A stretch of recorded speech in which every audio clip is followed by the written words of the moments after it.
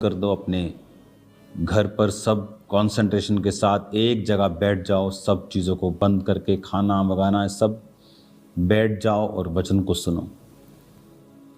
हमेशा वचन को सुनते वक्त शैतान आपको डिस्ट्रैक्ट करने की कोशिश करता है ताकि परमेश्वर कभी भी आप तक अपना मैसेज ना पहुंचा सके। सब बच्चों से लेके बड़ों तक बैठकर आंखों को बंद करके अपने हाथों को उठा के खुद पवित्र आत्मा से कहें कि पवित्र आत्मा अपने भेदों को आप मुझ पर जाहिर करें। प्रभु यीशु मसीह के नाम में आमीन आमीन। मैं ये चाहता हूं कि एक वचन मैं आपके लिए पढ़ूं और आपको एक ऐसी चीज़ बताऊं जो पवित्र आत्मा ने मुझसे आपको बताने के लिए आज की मीटिंग के लिए बोली। हमें ये बात बड़े ध्यान से समझनी है कि परमेश्वर ने एक सिस्टम बनाया है वचन का, और मोस्टली हमारी जो प्रार्थनाएं हैं उनका जो आंसर है वो परमेश्वर के वचन के बीज से आता है। हालेलुया। तो अब जब हम इस वचन को आज पढ़ेंगे, ये वचन है लूका 18 उसकी 1। फिर उसने इसके विषय में कि नित्य प्रार्थना करना और हियाव ना छोड़ना चाहिए उनसे एक दृष्टांत कहा। मैं इसे इब्रानी भाषा में भी निकालूंगा। और इसमें कहा, किसी नगर में एक न्यायी रहता था जो ना प्रभु से डरता था ना किसी मनुष्य की परवाह करता था। तो भी उस नगर में एक विधवा रहती थी जो उसके पास आकर कहती थी, मेरा न्याय चुकाकर मुझे मुद्दई से बचा। कुछ समय तक वह ना माना, परंतु अंत में मन में विचार कर कर कहा, यदि मैं ना परमेश्वर से डरता, यद्यपि ना मनुष्यों की परवाह करता हूँ, तो भी ये विधवा मुझे सताती रहती है, इसलिए मैं उसका न्याय चुकाऊंगा। कहीं ऐसा ना हो कि वो घड़ी घड़ी आकर मेरे नाक में दम करे। प्रभु ने कहा, सुनो, वो अधर्मी न्यायी क्या कहता है, इसलिए क्या परमेश्वर अपने चुने हुओं का न्याय ना चुकाएगा जो दिन रात उसकी दुहाई देते रहते हैं? क्या वह उनके विषय में देर करेगा? कितना सिंपल और कितना पावरफुल ये वर्ड है। परमेश्वर ने कहा, एक अधर्मी अन्यायी क्या सोचता है? एक अधर्मी है जो प्रभु की नहीं डरता, किसी आदमी की परवाह नहीं करता। एक पोस्ट के ऊपर है, न्याय करने की पोस्ट, एक जज है, लेकिन वो ये कहता है कि मैं इस विधवा का न्याय चुका दूं, ऐसा ना हो कि ये बार बार आकर मेरे नाक में दम करे। तो परमेश्वर कहता है कि क्या मैं अपने चुने हुओं का न्याय नहीं करूंगा जो दिन रात मेरे नाम की दुहाई देते रहते हैं? बहुत से लोग ये नहीं जानते हैं कि परमेश्वर आपकी विश से नहीं, आपकी प्रेयर से आपको देता है। काश, आई विश वो जीनी नहीं है कि आपने उसे रगड़ा और उसने आपकी विश को पूरा कर दिया। वो परमेश्वर है, वो आपको गंदी आदत नहीं देना चाहता। वो चाहता है कि आप उसके लिए मेहनत करें। प्रभु कहता यहोशू को, सामने नगर है, बड़ा नगर, ह्यूज, जा, मैंने तुझे उसे दे दिया। दे दिया तो मतलब ये नहीं अब जा और पार्टी कर, जा और लड़ना तेरा काम है। पौलुस कहता है, जो भविष्यवाणियां तेरे विषय में की गई उनके विषय तू अच्छी लड़ाई को लड़। यानी भविष्यवाणियां जो खुदा ने कही वो भी पूरी नहीं होंगी अगर तू लड़ाई नहीं लड़ेगा तो। आपके केस कितने बड़े हैं और प्रार्थना कितनी छोटी है। आप सिर दर्द को तो पैरासीटामोल से ठीक कर लोगे, लेकिन अगर माइग्रेन है, लेकिन अगर कैंसर है तो उसको कैसे पैरासीटामोल से ठीक करोगे? केस बड़ा प्रार्थना छोटी, बीमारी बड़ी दवाई छोटी, कैसे इलाज होगा? और जीसस ने क्या कहा? जो दिन रात मेरे नाम की दुहाई देते हैं, क्या मैं उनके विषय में देर करूंगा? एक मनुष्य को प्रैक्टिकली कैसे प्रार्थना करनी चाहिए मैं आपको बताता हूं। अगर आप मेरे से बेस्ट तरीका पूछें प्रार्थना करने का, वो क्या है? देखो, शाम की मीटिंग कितनी आशीषित है कि मैं आपको कितनी गहरी बातें बता रहा हूं। बेस्ट तरीका है, अगर आपको परमेश्वर से जवाब लेना है प्रार्थना करने का, 1+1+1। 1 घंटा प्रार्थना सुबह, 1 घंटा प्रार्थना शाम दोपहर, 1 घंटा प्रार्थना रात को। 1 घंटा सुबह, 1 घंटा दोपहर को या शाम को आप लगा लो, 2 से 3 बजे, 4 बजे, 5 बजे, और 1 घंटा रात को। 1 घंटा आप सुबह प्रार्थना करते हैं, प्रभु तू महान है, हालेलुया, धन्यवाद प्रभु यीशु। जब आपकी 40-45 मिनट की प्रार्थना हो जाती है, फिर आप वर्सेस निकालिए। अगर आपको हीलिंग की ज़रूरत है, यशाया 54 निकालिए, भजन संहिता 103 निकालिए, नीति वचन 3 निकालिए। जहाँ जहाँ परमेश्वर ने हीलिंग प्रॉमिसेस किए हैं बाइबल में, उन सब वर्सेस को निकालिए, उन्हें निकाल कर उन्हें पढ़िए प्रार्थना में ही। प्रभु तेरे वचन में ये लिखा है। अगर मैं आपको यशाया 40 पढ़िए, 28 से लेकर 31 तक।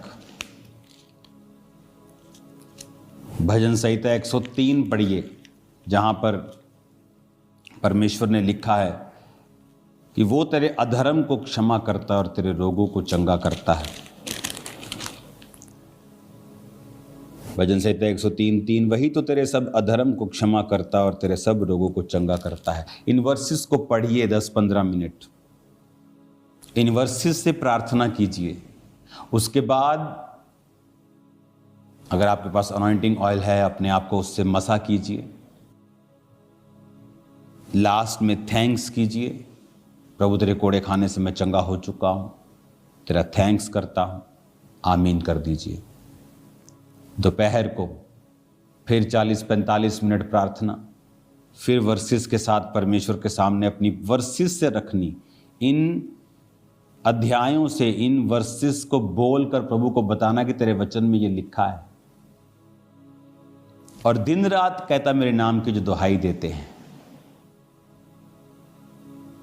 संडे थर्सडे दुहाई देने वाले बहुत हैं, चलो संडे जाके दुहाई दे देते हैं। उसके बाद सोमवार क्या, जो सुबह से बर्तन मांज के, जो काम घर का, जो आदमी अपने ऑफिस में जाता है, कोई प्रार्थना वाला जीवन नहीं। शाम को आधा घंटा एक बैठ गए, प्रेयर माउंटेन वाली चलो प्रेयर कर ली, ठीक है, लेकिन जिस प्रार्थना की मैं बात कर रहा हूं वो आपका न्याय चुकाएगी, आपको परमेश्वर से जवाब लेके देगी। 1+1+1, 1 घंटा सुबह, 1 घंटा दोपहर या शाम। सेम धन्यवाद प्रभु यीशु, 45 मिनट आप प्रभु से अपने दिल की बात। आप अपने जब पिताजी के पास जाते हैं, अपनी माता जी के पास जाते हैं, आप सोच के नहीं जाते कि मैं जब अपने बाप के पास जाऊंगा बोलूंगा, हे हमारे परम पूज्य पिताजी, मुझे कृपया 50 का नोट दीजिए। आप कभी ऐसा नहीं कहते। कुड़ियां देखे, डैडी 50। आप मेरी बात समझ रहे हैं क्या? परमेश्वर भी आपका पिता है, आपके पिता से भी ज्यादा है। आप जब प्रार्थना में बैठते हैं, उससे बात करें, अपने दिल की बात करें। हो सकता है उसमें कुछ इमोशनल चीजें हों, इसलिए मैंने कहा लास्ट 15 मिनट फिर वचन से प्रार्थना कीजिए, ताकि जो वचन से प्रार्थना होती है उसे परमेश्वर दरकिनार नहीं कर सकते, क्योंकि वो अपने वचन का इनकार नहीं कर सकता। जब आप 15 मिनट वचन पढ़ के प्रार्थना करेंगे, पिता तेरे वचन में लिखा है कि तूने कहा तू थके हुओं को बल और शक्तिहीन को बहुत सामर्थ्य देता है, मुझे सामर्थ्य, मुझे बल दे। तेरे वचन में लिखा है जो यहोवा की बाट जोहते हैं वो नया बल प्राप्त करते जाएंगे। देख, तेरे वचन में लिखा है कि धर्मी का वंश बचाया जाएगा। क्यों? मेरे बेबी नहीं हैं जिनके पास बेबी नहीं होते। तेरे वचन में लिखा है कि तूने कहा है कि जो कोई यहोवा का भय मानेगा उसके मार्गों पर चलेगा तो परमेश्वर उसको उसी रास्तों पे चलाएगा जिससे वो प्रसन्न होता है। उसका वंश पृथ्वी का अधिकारी होगा। प्रभु मेरा वंश मुझे चाहिए पृथ्वी का अधिकारी होने के लिए, तेरे वचन में लिखा है। इस तरह से आप अपने केसेस के हिसाब से बाइबल वर्सेस से प्रार्थना करेंगे लास्ट 15 मिनट। उसके बाद आप अनॉइंटिंग ऑयल को अप्लाई करेंगे अपने पेट पर, अगर आपको बेबी चाहिए अपने सिर पर, आपको अनॉइंटिंग चाहिए, सुरक्षा चाहिए, आप प्रार्थना करेंगे। आप अपने फैमिली को यीशु के लहू में छुपाएंगे, फिर थैंक्स करेंगे। रात को फिर सेम 45 मिनट आप प्रभु से बात करेंगे। आप प्रभु को बताएंगे आप आत्मा में बढ़ना चाहते हैं। परमेश्वर मैं तुझ में आगे जाना चाहता हूँ, मैं अपने दुश्मनों को माफ़ करता हूँ। खुदा बाप तेरी तारीफ़ करता हूँ। पवित्र आत्मा तो मेरे संग रहे। आप गैर भाषा में प्रार्थना करेंगे, अपनी सब प्रेयर रिक्वेस्ट को प्रभु के सामने रख देंगे, अपने डाउट्स प्रभु के सामने रख देंगे। फिर 45 मिनट हो जाएंगे, फिर आप बाइबल निकाल लेंगे और 15 मिनट आप अपनी वर्सेस के साथ परमेश्वर के सामने अपने केस को रखेंगे। करके आप देख लीजिए 6 महीने में अगर आपकी लाइफ चेंज नहीं होती तो मुझे एक लेटर लिखिए कि मेरी लाइफ चेंज नहीं हुई। मैं आपको बता रहा हूं, मुझे कोई लेटर आने वाला नहीं है। अगर आप पवित्रता में तौबा किए हुए विश्वासी हैं और इस प्रेयर पैटर्न को जो मैंने आपको बताया है आप फॉलो करते हैं 1+1+1, I challenge you in Jesus name, आपकी लाइफ पूरी तरह से बदल जाएगी। हालेलुया। पूरी तरह से परमेश्वर का आत्मा आपको चेंज कर देगा। आपको ये बात बड़े ध्यान से समझनी है कि वो वचन में क्या कहता है। परमेश्वर कहता है उस अधर्मी न्यायी को, अधर्मी है, पापी है, अच्छी कुर्सी पर है, उसको देख। वो कहता मैं न्याय चुका दूंगा, मेरे नाक में दम ना कर दे।